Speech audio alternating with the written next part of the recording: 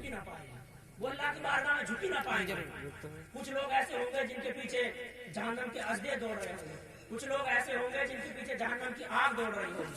और एक रिवायत में आया, सदर सरिया ने भी इसे नकल किया कि जहन्नमी जहन्नम जो है जहन्नमी की जबान को इतना बाहर निकालने की कि 42 हाथ जहन्नमी के अगर नापे जाएं, अगर जहन्नमी के 42 हाथ नापे जाएं तो इतनी लंबी जबान जहन्नमी की बाहर निकल आएगी। और दांत कितना बड़ा होगा, एक दांत उहद पहाड़ के बराबर होगा। इसे भी लिखा सदर सरिया ने जहन्नम के बयान में, एक दांत उहद पहाड़ के बराबर होगा। और उहद पहाड़ की चौड़ाई कितनी है पता है?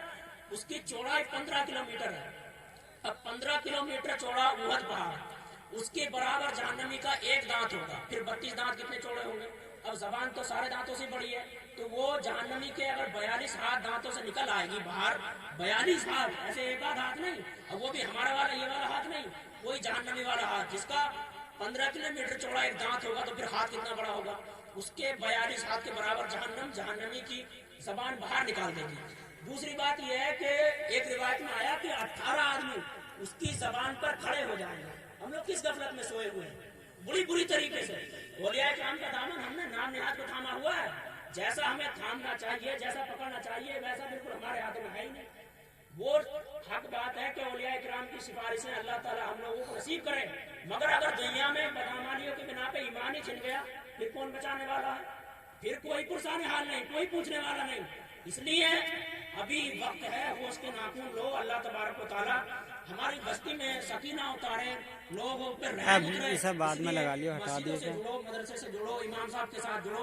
और अल्लाह तबारक व तआला ने बाद में लगा देंगे जब हम एक शायर कहता है, इसमें सही ना है गुलशनों की माली, हर चीज से है जाहिर हिकमत तेरी निराली, तेरे ही फैसले है सरसब्ज डाली डाली, पत्तों में तेरी सब्जी फूलों में तेरी लाली, ये सिलसिला जहां का दुनिया के गुलसिता का, फूलों भरी जमी का तारों का आसमां का, सारा है काम तेरा प्यारा है नाम तेरा, हर बहर और बर में, हर खुश्क और तर में, हर बीज में शजर में, हर शाख हर समर में, है फैज आम तेरा प्यारा है नाम तेरा, है दो जहां के वाली है गुलशनों के माली, हर चीज से है जाहिर हिकमत तेरी निराली, तूने हमें बनाया और सोचना सिखाया, हर शय में हमने देखा तेरे करम का साया, हर शय में हमने देखा तेरे करम का साया, जिस जा भी हमने ढूंढा तेरा निशान पाया, खालिक है तू खुदाया मालिक है तू खुदाया, ऐ दो जहां के वाली ऐ गुलशनों के माली, है फैज आम तेरा प्यारा है नाम तेरा। वो ऐसा अरहमुर राहिमीन है, ऐसा करम करने वाला है। बहरहाल उसने अपने बंदों को बहुत ज्यादा नवाजा। बस चंद झलकियां सरकार गौसे आजम के ताल्लुक से मैं एक वाकया उनका पेश करके अपनी बात को खत्म कर रहा हूँ, ताकि मेरा नाम भी ज़ाकिरीन में लिख जाए। सरकार गौसे आजम अल्लाह के ऐसे महबूब बंदे हैं, ऐसे वली हैं कि जैसा मकाम अल्लाह ताला ने सरकार गौसे आजम को अता किया है, ऐसा किसी वली को अता किया ही नहीं। हजरत इमाम बहाउद्दीन नक्शबंद बुखारा, जो कि सिलसिले नक्शबंदिया के इमाम है, बहुत बड़े इमाम है, इतने बड़े इमाम है कि एक मरतबा वो जो है खुरासान में आए हुए थे एक जगह, तो वहां से एक बादशाह की बहुत मुकर्रब जो है बांदी निकली, जिसके साथ जो है कुछ लोग कमांडर और कुछ ऐसे सिपहसालार थे। तो उसने देखा कि एक जगह भीड़ लगी हुई है, उसने पूछा कि यहाँ पर क्या मामला है। जब ये बात पूछी तो एक बांदी ने बताया कि यहाँ जो है एक शेख आए हैं जो कि बहुत बड़े अल्लाह के वली हैं।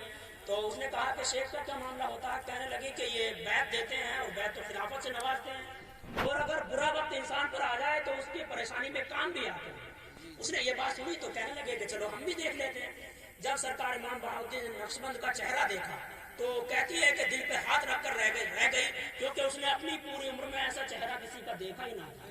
कहने लगी कि हुजूर जब सबको बैत फरमा रहे हैं तो मुझे भी फैज़ फरमा दीजिए। तो उसने उनके हाथ पर तौबा की और तौबा करके बैत कर दी।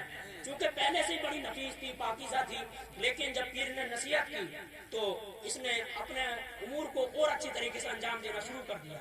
जब इसने महल के उमूर अच्छी से अंजाम देने शुरू किए तो बादशाह की कुर्बत इसे और ज्यादा हासिल हो गई। लोगों ने इससे जलना शुरू कर दिया, इसकी बांदियों ने जलना शुरू कर दिया। तो इन्होंने इस पर चोरी का इल्जाम लगा दिया। जब चोरी का इल्जाम लगाया तो बादशाह ने पूछा, अब चोरी की नहीं थी तो इसने कबूल भी नहीं किया। बादशाह ने कहा कि इसे जो है 18 वो जो होती है अटरिया, 18 से ले जाकर के इसे फेंक दो। कहते हैं कि मुझे जब उसे 18 पर लेकर के गई जल्लाद तो उसे वही बात याद आ गई कि उसकी बांदी ने कहा था कि शेख جہاں اللہ تبارک و تعالیٰ سے ملاتے ہیں وہاں برے وقت میں کام بھی آتے ہیں. کہنے لگی بخارا کی طرف منہ کر کے کہ اے میرے شیخ آج مجھ پر برا وقت آیا ہے, آج میں پریشان حال ہوں, مجھے آپ کی مدد کی ضرورت ہے. کہتے ہیں کہ اس نے دعا مانگی, اسے اٹارے سے دھکیل دیا گیا, لیکن جب یہ اٹارے سے زمین کی طرف آ رہی تھی تو کہتے ہیں کہ جب زمین پر آئی تو صحیح سالم کھڑی ہوئی نظر آئی اور اسے سرکار امام بہاؤالدین سامنے کھڑے ہوئے نظر آئے. اس نے پوچھا کہ حضور آپ کب آئے؟ کہنے لگی آپ نے فرمایا کہ جب تو اٹارے سے چل پڑی تھی میں بخارے سے چل پڑا. بے شک سبحان اللہ سبحان اللہ ان کا جب یہ یا رسول اللہ یا رسول اللہ یا علی مرحبا مرحبا زندہ باد زندہ باد اللہ اکبر. اب بتاؤ کہاں خراسان اور کہاں بخارا اور کہاں بادشاہ کا اٹارا, لیکن پہنچ گیا صاحب بخارا. بس کر دیا بیڑا پار. جب ان کے امام بہاؤالدین نقشبند بخارا کا یہ عالم ہے اور وہی امام بہاؤالدین نقشبند ہمارے غوث اعظم کے بارے میں فرماتے ہیں بادشاہ ارض و عالم شاہ عبد القادر است, سرور اولاد آدم شاہ عبد القادر است, آفتاب و ماہتاب و عرش و کرسی و قلم نور قلب از نور اعظم شاہ عبد القادر است. بے شک سبحان اللہ سبحان. لیکن کیا ہوا کہ سرکار عبد القادر جیلانی کا جب پوری چاروں طرف شورا پھیلا ہوا تھا, ایک شخص ان کی بارگاہ میں آئے اور عرض کیا کہ حضور مجھے بھی اپنی بارگاہ میں رکھ لیجیے.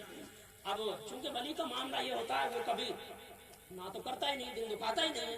کہنے لگے کہ ٹھیک ہے آپ کے ذمہ یہ کام ہے کہ چوکھٹ کے باہر جتنے بھی مریدین اور باہر سے مشتاق اور محبین آتے ہیں ان سب کو آپ کا کام وضو کرانا ہے. انہوں نے ٹھیک ہے انجام دیتے رہے. کہتے ہیں کہ پانی بھرتے بھرتے سرکار غوث اعظم کی چوکھٹ پر 40 سال ہو گئے. انہوں نے کہ یار جو فیض بانٹنے والا ہے وہ چوکھٹ کے اندر ہے, جو فیض لینے والا ہے وہ چوکھٹ کے باہر ہے, ہم لوگوں تک تو کچھ نہیں پہنچ رہا, نہ زیارت ہی ہوتی ہے, نہ دیدار ہوتا ہے, نہ ملاقات ہوتی ہے. اب جو ہے ایک دن کیا ہوا کہ قافلے آتے رہے, وفد جاتے رہے. ایک دن 2 نورانی چہرے والے شخص آئے, ان کا دل جو ہے ان کی طرف مائل ہو گیا. جب مائل ہوا تو انہوں نے ان سے ملاقات کی. کہنے لگے کہ حضور آپ کہاں سے آئے ہیں؟ انہوں نے بتایا کہ فلاں جگہ سے آئے ہیں. کہنے لگے کہ میں بھی آپ کے ساتھ چلنا چاہتا ہوں. تو وہ چونکہ ابدال تھے انہوں نے کہا کہ ہاں ٹھیک ہے, وہ بھی کسی کا دل نہیں دکھاتے, منع نہیں کرتے. انہوں نے ساتھ میں لیا اور چل دیے. اور سرکار غوث اعظم کے دربار میں یہ خوب پیٹ بھر کے کھانا کھایا کرتے تھے, پورے دن خدمت انجام دیتے. لیکن جب ان کے ابدال زمانہ کے ساتھ گئے تو وہ لوگ چونکہ 24 گھنٹے میں ایک بار کھانا کھاتے ہیں, باقی کبھی کھاتے ہی نہیں ہیں 24 گھنٹے. تو انہیں جب تیز کی بھوک لگنی شروع ہوئی, انہوں نے کہا کہ بھائی مجھے بھوک لگ رہی ہے, مجھے کھانے کو دو. تو وہ کہنے لگے کہ ہم تو نہ کسی سے استعانت اور مدد طلب کرتے ہیں, نہ کسی سے مانگتے ہیں. ہمارے لیے کھانا اللہ تبارک و تعالیٰ کی طرف سے آسمان سے آتا ہے تو کھا لیتے ہیں, نہیں آتا تو کوئی بات نہیں ہے. لیکن بہرحال انہوں نے جب زیادہ ضد کی کہ میں تو بھوکا ہوں, مجھ سے نہیں رہا جائے گا, تو ایک ابدال نے دعا کی. تو پہلے دن 3 پیالیاں شوربہ اور 3 روٹیاں آئیں. انہوں نے ایک پیالی شوربہ روٹی اور کھا کر کے اللہ کا شکر ادا کیا. دوسرے دن دوسرے ابدال نے دعا کی, پھر وہی 3 روٹیاں اور 3 پیالے شوربہ آیا. اور تیسرے دن نمبر آیا ان کا, تو انہوں نے دعا کی. جب انہوں نے دعا کی تو 6 روٹیاں اور 6 شوربے پیالیاں اس کا شوربے کی پیالیاں آئیں. انہوں نے پوچھا ابدالوں سے کہ آپ کس طرح دعا کرتے ہو؟ کہنے لگے کہ ہم جب کھانا منگواتے ہیں تو یہ دعا کرتے ہیں کہ یا اللہ تبارک و تعالیٰ سرکار غوث اعظم کی چوکھٹ پر جو انسان پانی بھرتا ہے اس کے صدقے میں ہمیں کھانا عطا کر دے. بس اللہ تبارک و تعالیٰ اس کے صدقے میں ہمیں کھانا دے دیتا ہے. کہنے لگا ارے وہ جب چوکھٹ پہ پانی بھرنے والا کوئی اور نہیں بلکہ وہ پانی بھرنے والا تو میں ہی ہوں. بس ہمارا امام کہنے لگا کہ جب چوکھٹ پر پانی بھرنے والے کا یہ عالم ہے تو وہ جو اندر چوکھٹ کے بیٹھا ہوا ہے اس کا عالم کیا ہوگا. یہ چوکھٹ پہ پانی بھرنے والے کا عالم ہے, اور جو چوکھٹ کے اندر بیٹھا ہوا ہے اس کے مقام کی تو شان ہی برابر بڑا ہے. یہ مقام ہے ہمارے سرکار غوث اعظم کا. بہرحال مجھے 10 بجے تک کا ٹائم دیا گیا تھا. میں نے اپنے وقت کے اندر جو بھی باتیں آپ حضرات تک پہنچانے کی زحمت کی ہے, میں آپ کی زحمتوں کو تمام کرتا ہوں. اللہ تبارک و تعالیٰ ہماری بستی پر ایک خاص نور اور سکینہ اتارے. اس بستی پر اپنے محبوب کے فیوز و برکات سے اسے منور و مجلہ فرمائے, اور جو علماء باہر سے تشریف لائے ہیں اللہ تعالیٰ ان کے علم عمل میں خوب برکتیں رحمتیں عطا فرمائے. اور میرے کہنے میں جو بھی لفظاً سہمن عمدن خطا ہوئی ہو اللہ تبارک و تعالیٰ محض اپنے فضل و کرم سے اسے معاف فرمائے. استغفراللہ ربی من کل ذنب و اتوب الیہ. اگر مجھ سے کوئی اعلانیہ خطا ہوئی ہو تو میں نے اعلانیہ توبہ بھی کر لی ہے. اشہد ان لا الہ الا اللہ و اشہد ان محمدا عبدہ و رسولہ. السلام علیکم.